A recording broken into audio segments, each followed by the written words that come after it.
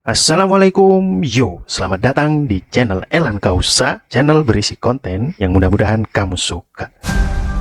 Teaser dan trailer resmi One Piece live action benar-benar menyita perhatian semua penggemar One Piece di seluruh dunia. Tapi kalian tahu nggak sih, banyak penjelasan dan detail yang mungkin ya kalian bakalan terlewat ketika nonton trailer ini. Oleh karena itu, konten ini akan membahas penjelasan dan detail yang mungkin kalian terlewat ketika nonton trailer resmi One Piece live action. Nggak usah berlama-lama lagi, mari kita bahas. Cekidot. Scene awal dari trailer ini itu akan langsung membuat kita bernostalgia, guys. Karena opening dari trailer ini itu sama persis dengan opening anime One Piece episode 1 yang tayang 24 tahun yang lalu, yaitu scene pidato dalam eksekusi mati Raja Bajak Laut Goldie Roger.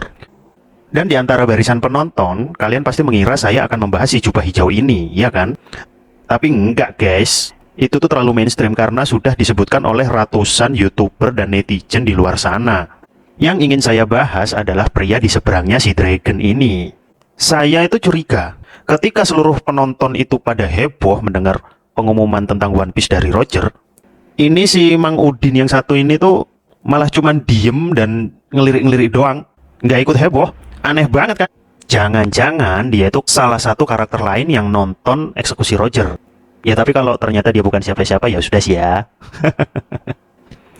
Oke, kalau yang ini kalian bisa tebak siapa? Dan di scene ini pula kita akan dikejutkan bahwa eksekusi Roger ini didampingi oleh Monkey D. Garp, si pahlawan angkatan laut. Scene berlanjut dengan penampakan Mary, Luffy, dan Zoro yang keren banget, serta Nami yang kalau kita perhatikan secara detail itu sedang menggunakan kompas bukan logpost. Dan memang kita tahu, peruntukan logpost itu hanya untuk di Grand Line.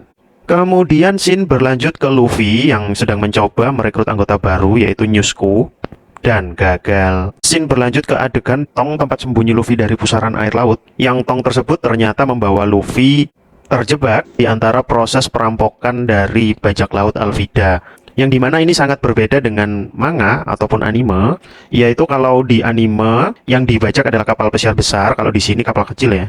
Tapi jika kita lihat adegan yang sama dengan anime adalah cara dari bajak laut Alvida menginvasi kapal yang dibajak adalah melompat dengan bantuan tali. Dan scene berlanjut ke adegan di mana Luffy menaiki sebuah kapal dengan motif yang menurut saya itu adalah kapal rampasan dari Buggy.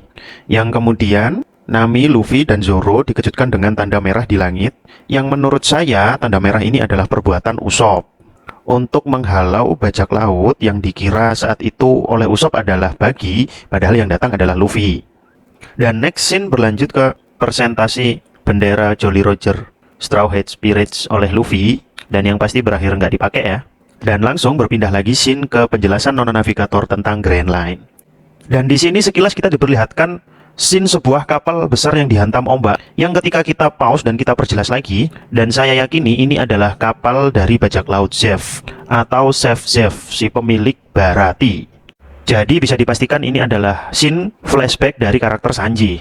Dan kemudian scene berlanjut dan kita dikejutkan dengan Zoro yang sepertinya nyasar hingga sampai ke dalam sumur. Dan scene berlanjut memperlihatkan sebuah tenda sirkus yang besar yang sudah pasti ini adalah milik dari Buggy, The Clown, dan tampak hanya Nami dan Zoro yang menghadapi Buggy karena kondisi ini, Luffy masih dikurung dalam kerangkeng. Dan kemudian scene berpindah lagi ke adegan yang menjawab kepastian bahwa Mary memang benar-benar dikejar oleh kapal dari Garp. Dan adegan ini masih masuk dalam scene pulaunya si Usopp karena kita bisa lihat ada Mary yang akan diserang oleh Kapten Kuro dari belakang, serta memperlihatkan sekilas pertarungan antara Luffy dan Kapten Kuro, dan terdapat sebuah adegan yang memiliki setting sebuah taman yang cantik yang bisa saya asumsikan ini adalah taman dari rumahnya si Kaya, ceweknya si Usopp. Dan setelah itu adegan langsung berganti ke pertarungan antara Sanji dengan Kurobi. Dan sudah dipastikan adegan ini ada di Baratie ya. Dan di sini semakin ditegaskan akan terjadi perubahan plot cerita bahwa Fishman atau manusia ikan akan datang terlebih dulu ke Baratie dan bertemu dengan Straw Hat Pirates.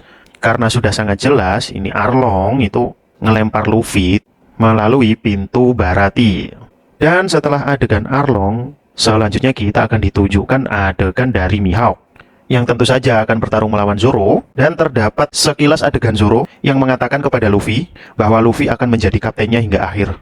Bisa dipastikan ini adalah momen epik di mana Zoro mendeklarasikan janjinya kepada Luffy bahwa dia tidak akan pernah lagi kalah setelah ini. Next, adegan berpindah ke kelompok Straw Hat Spirits tanpa Nami keluar dari sebuah kebun jeruk yang sudah dipastikan itu adalah desa dari Nami atau desa Kokoyashi, di mana kelompok bajak laut Luffy akan berhadapan dengan kelompok bajak laut Arlong, di mana di sini juga ditunjukkan bahwa Sanji dan Zoro akan saling bekerja sama dan juga saling mengejek.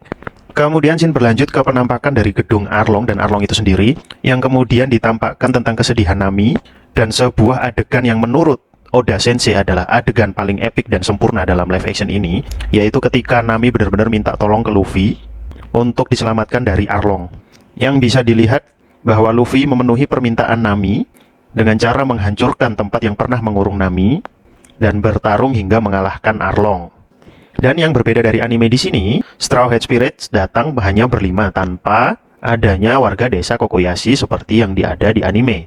Dan bisa dipastikan di sini, Luffy CGI-nya pun menggunakan sepatu ya, bukan sandal. Next, adegan langsung diperlihatkan ke Shanks yang sedang menyelamatkan Luffy.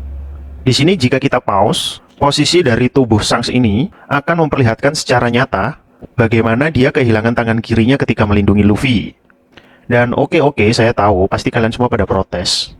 Kalian pengennya Jackie bakalan seperti ini atau seperti ini. Tapi masalahnya Oda Sensei itu ngedesain si Shanks di awal itu kayak gini. Oke. Dan next, kita akan diperlihatkan kapak dan tangan dari Morgan dan ada sedikit kelihatan dari rahang besinya si Morgan itu ya. Dan diperlihatkan di sini ketika Luffy bertarung dengan Morgan itu tidak hanya dibantu oleh Zoro tapi juga ada Nami. Jadi bisa dipastikan di sini Nami sudah bersama Luffy sejak bersama Koby ya. Dan adegan yang terakhir adalah ketika Luffy dan Koby sama-sama memperhatikan poster-poster yang tertempel di dinding. Itu terdapat poster buronan dari bajak laut Foxy, Cavendish, dan Bellamy. Tapi lagi-lagi ada satu poster yang saya curigai. Secara perawakan itu mirip sama Mang Udin. Oke, topi memang beda, tapi ini sama-sama pakai topi. Dan apakah itu Mang Udin? Kira-kira siapa? Silakan komen di bawah. Dan akhirnya berikut saya simpulkan, setiap momen pertarungan Luffy berdasarkan baju yang ia kenakan adalah sebagai berikut. Ya, sekian breakdown detail yang sudah saya paparkan. Jika misalkan kalian nemu detail yang mungkin saya lewatkan, silakan komen di bawah. Terima kasih sudah nonton video ini. Jangan lupa di subscribe, like, share, dan komen.